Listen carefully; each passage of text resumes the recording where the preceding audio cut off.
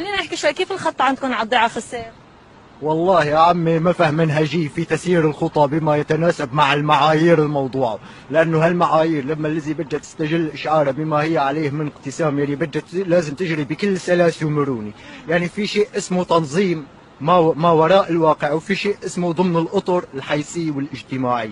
فنحن لازم يكون هالتنظيم عندنا عبارة عن فطرة وما عبارة عن قوانين مسيرة، لأنه دائما القوانين بتحط حاجز بين الإنسان وبين الانضباط وبتلغي عملية الانطلاق الذاتي.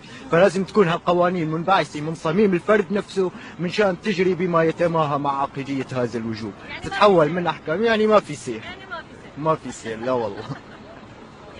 طيب يعني كيف السير عندكم؟ قلة باصات، عقود، شو المشكلة الأساسية بالسير على الضيعة؟ والله المشكلة في زيادة من حيث الكم بس في انخفاض من حيث الكيف، يعني ما في التزام. يعني هاي المشكلة. يعني صاير الأهواء هي الذي يعني ما تلعب عجلي في تسيير الموازين، مو الانضباط، مو أسس ثابتة هي التي بتحدد هيكلتها على أرض الواقع.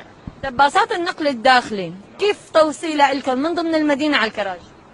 والله باصات النقل الداخلي يعني في نوع من الارتكاز المؤسس لمنحاه، غير يعني الميكرو.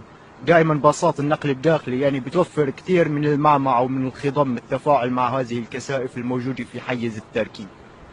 ف يعني متوفر. توصلكم على قلب الكراج واللي لا عم توصلكم على نقط معينة وتترككم؟